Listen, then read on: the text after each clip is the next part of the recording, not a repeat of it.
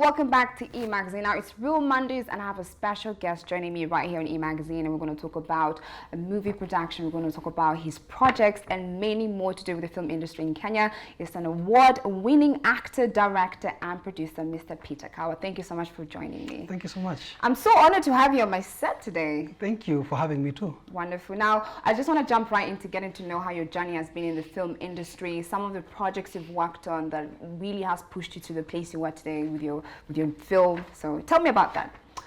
Well, first of all, as you heard, Peter Kawa. Yes. Award-winning actor, award-winning director. Yes. It has really taken me a lot of time to find the energy to actually call myself an award-winning. Otherwise, I try my best just to call myself Peter Kawa, the actor director. Well, you're not just Peter Kawa, clearly. Now I'm realizing with time. I first of all started acting as a stage actor. Okay. Back in 2005. Then the screen bug hit me at about 2010, 2009 to 2010 there. Yeah. That's when I started acting for TV. A whole decade ago, clearly. Yes. And then as a director, I started 2013, my first gig to direct as a screen director. It was not easy, definitely. But with time, until last year, I was recognized as the best film director in Kenya, 2019. Wonderful. Congratulations on that. Thank you so much. Also, obviously, I want to talk about, especially about the Kalasha Award you took home last year. That's something I want to talk about. But before we even get into that, I want you to tell me what have been some of your favorite projects, because clearly you worked on so many. Oh, favorite projects. As a screen actor, definitely, I've appeared on different TV shows. And one of the shows that really stands out for me was Sumo La Penzi. Yes, I acted as a pimp. It always, for me, it's usually the best role that I ever played because that is far from who I really am. I definitely, if you know what a pimp does. Yeah, 100%. Exactly. Which brings me to the question: what are the go-to roles you know when you started as an actor you used to get and play? I've always, even to date, I am always getting the bad guy role. Really? Yes. I do not even get that. I almost don't. Maybe it's because I play them very well. Again, I feel like I know myself. I think I'm a nice guy in general in life. And sometimes when you're given these roles that are north and south of who you really are, then you actually get to explore aspects about your personality that you've never really tried out. Very true. Yeah. So why was this pimp role very different yet a memorable project for you? By then I had just gotten married. I was a couple of months into marriage, and then here I am being cast into a role where contrast of what your reality is, and being a Christian also, and then I'm cast into this role that I'm supposed to dehumanize ladies. You know, look at them in a way that is very sexual and stuff like that, and even use sometimes derogative language, which I really tried my best even in my contract to ensure that I don't use heavy language. So yeah, I kind of enjoyed the process. I can imagine. That's like it pushes you out of your comfort zone of what you're used to. That's the thing. But isn't that what makes a good actor? Exactly the fact that. They're able to play different roles no matter the situation. Yes. Now, when we move into, you're a director as well, you're a producer. In that aspect, what have been some projects you've worked on that you'd say, this are amazing? Definitely. The most recent one, the one that won me the Kalasha Awards. We should want to talk about it. We even get to see a trailer about it, because I'm sure people are interested to see some of your work, what you've worked on. But that was my first feature film. But before then, I have directed a couple of short films. Yeah, with a company called Film Lab Kenya. Oh, yeah. Yeah, we do concepts that actually try to, they work as a conversation starters for ministry, and using it as discussions towards social responsibility in society. Yeah, that's the beautiful. idea. That's wonderful. Wonderful agenda right there. Now, you've been in the film industry for quite a while now. What would you say was different back then to today in the film industry in Kenya, from your experience? It's been a long journey. It's been a long time coming. I think for me, the thing that really stands out is the fact that even for this particular Kalasha, we had an assortment of feature films that had been submitted, so the jury even had a lot of options to work with. But in the previous years, you would get 2 or 3 films to work with. You would get nominations. You would just hear 3 films being mentioned in all categories. But this particular one, so much was on the plate, and you could actually, the audience could get a lot to choose from, even the jury themselves. So going backwards, I think I'm feeling like Kenya is starting to appreciate our own content, and people are actually rising up to start making content that actually Kenyans would really love to watch. Very interesting. And that is a positive, a big positive. Yeah, wonderful. Now you could say that the Kenyan, film industry in Kenya has grown. It's more diverse. It's, people are more daring to try different. I feel like back then we had to follow a certain storyline when it came to films. Yes. So you think that has changed? It's more diverse. We're trying different things as film directors and producers in Kenya today. Yes, I have to agree because let me see. There are very standard ways of doing film back in the day, and most of them used to come from the studio setup. Yes. Where you'd have a couple of cameras within a setup, and most of them would be in that kind a sitting room, Yeah. So most films you'll find their setups are just in a sitting room, household setup. Yeah. But right now people are actually going down to the streets now. People are actually shooting from the ocean. And that for us is, we're even getting out of the country. And for me that is a big plus. Yeah. Imagine. Now you're a successful producer, successful, yeah. director. You are. I think you're there, personally speaking. Yeah. What has been the most difficult thing for you in the film industry in Kenya that's really, kind of held you back from going further? That would be as an individual or as an industry? As an industry, you can even tell me as an individual if there's some setbacks for you. Well, as an industry, first of all, it's starting to look at this as a business. We intend to put a lot of money in this activities. And then at the end of the day, we need to start reaping from it. Yeah. So if the audience does not come into the theaters after you've made your film and you've spent about 500,000 shillings, 1 million, and the audience that comes is a very meager number, then definitely you are getting into a loss. Yeah. So that does not equate into an industry. In fact, for me, the definition of an industry is a self-sustaining business activity. So if it is not self-sustaining, if it does not feed itself from itself, then definitely that is not a business. It's not an industry. So that has been the biggest challenge. So we are really even trying our best to challenge producers to look at this as a business, not as a hobby. Yes.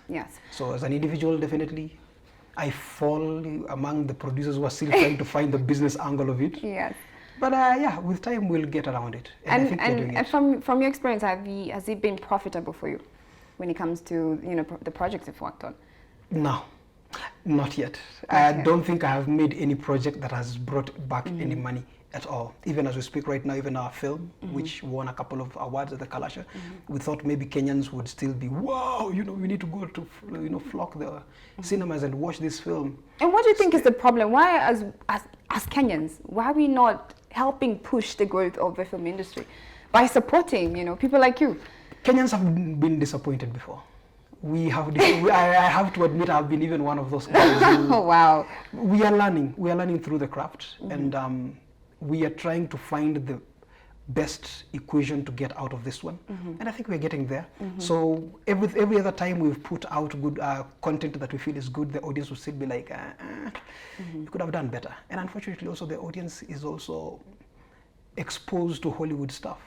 So they will put Hollywood against Start comparing it. Exactly, and they'll be like, I think I'd prefer to go on Netflix and watch something on Netflix and not go to the theater and watch a Kenyan film. Is that ever going to change? Is that culture ever going to change? It has to change. The more we keep producing content and, what do you call it? Encourage one person after the other. Every time you release a film, if you make it up to the first two that make it to the cinema, then definitely when you release the next film, they will bring another 4. So I'm looking at the next 5 years, then we should be somewhere. Wonderful. Now I want us to get to watch a trailer of Lost in Time, just to familiarize ourselves with your, you got this you won this award for best feature film, right? Yes, so 5 awards actually. Wow, we're gonna get to that. So let's take a look at this trailer of Lost in Time so we can get to know what exactly it's all about.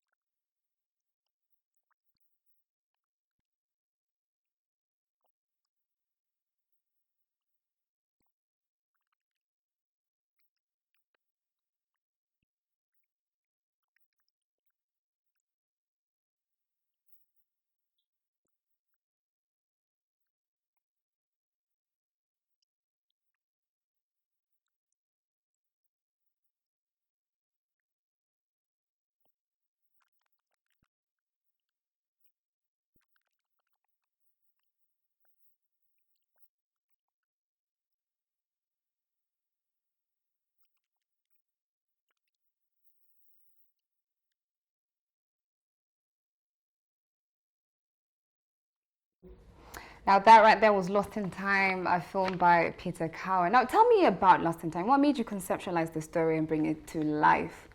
The source of this film has always been a joke. Every time I think about it, I laugh because the film itself, as you can see, it's on mental illness, mental wellness. Yes. So we wanted to tell a story about a man who's going through such a process and how we can sensitize the society about the experiences these people have, you know, the patients go through.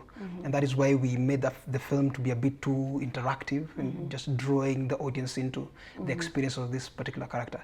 Now, this film was conceptualized more than 2 years ago. Myself and my producer and writer, we're very good friends. He's called Edijo Moneki. So we were new fathers by then. No. Yes. You're going through the same. Yes, we were new parents, and then we always believed that we were great husbands and great fathers to our children, until this particular meeting we had. We usually have a couples meeting where we meet on a monthly basis, and then we were singled out as the worst parents. Worst husbands, and we were like, how did that make you feel? Oh, it really took us back, and we were like, but why? We've always, And then our ladies introduced to us something called PPD, postpartum depression. Depression, yes.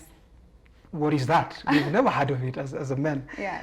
And so we had a lot of back and forth until, they described their experiences, how my wife wanted even to kill me at some point. Wow. But we were like, wow. I mean, you didn't quite understand. We never understood it. Possible, yeah. So we decided now to want to understand what this different kind of ailments that could be there when it comes to mental illness. Yes.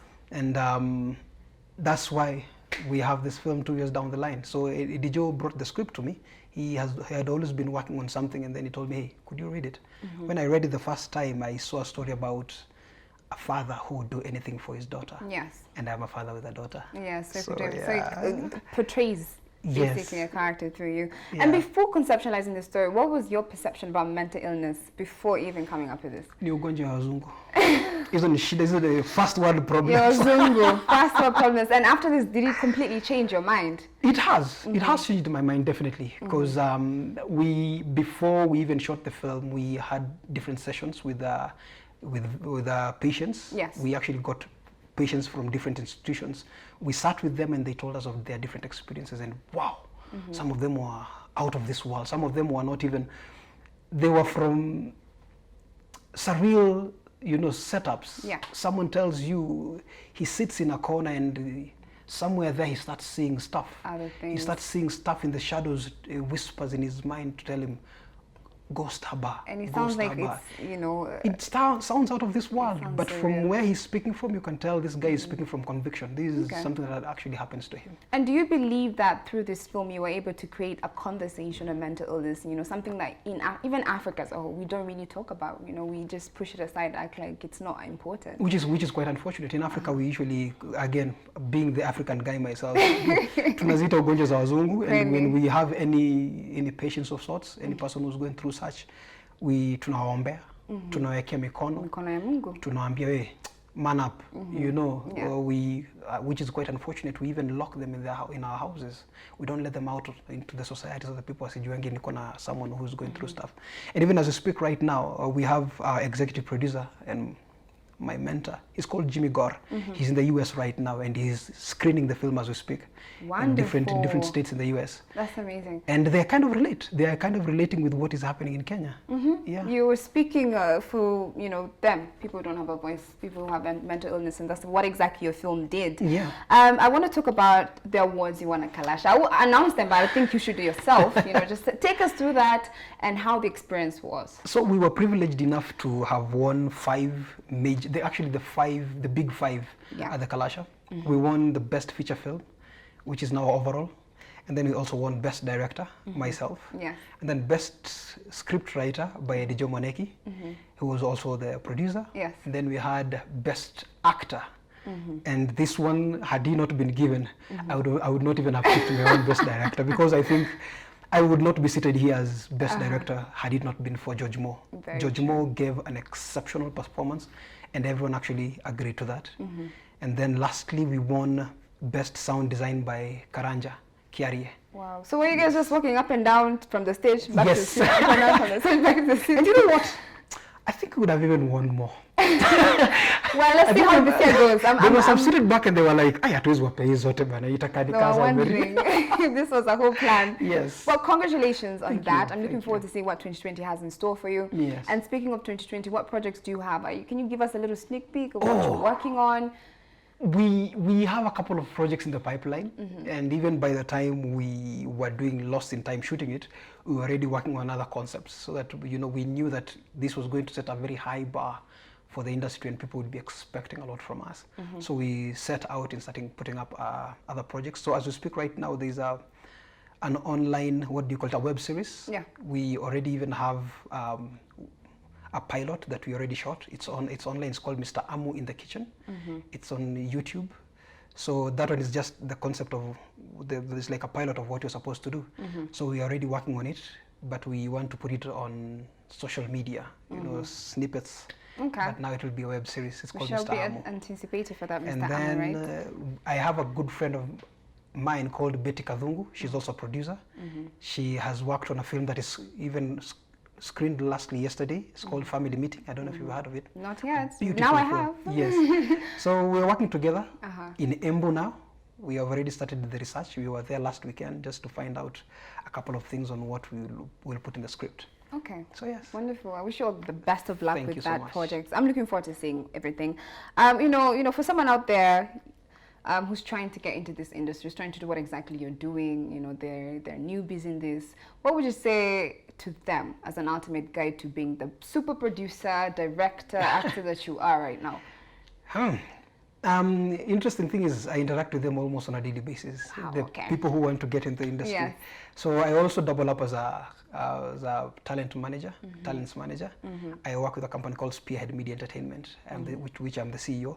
So I discovered that many people want to join the industry, but yet, you know, the industry is not willing to work with the new people as such because they want to trust in people who have already been tried and tested. Yes. So it's my job to actually pick them up, you know, suka them Encourage very them. well, brand them, you know, and then introduce them to the industry. So what I usually tell them mostly is it's not easy. It's not easy. Some of us, for me to get even my first big break, it's taken years. It's been more than 15 years for me to be seated here and enjoy the moments that and I'm sure it's not even going to be easy going forward. So it just needs tenacity. It needs hard work. It needs perseverance, which is the same as tenacity. Okay. But again, it needs discipline also, because you may be as skilled as possible, but if you're not disciplined in an industry that really requires you to be fully committed in it, then you will not go anywhere. Wonderful. That's it. I've even taken in that message.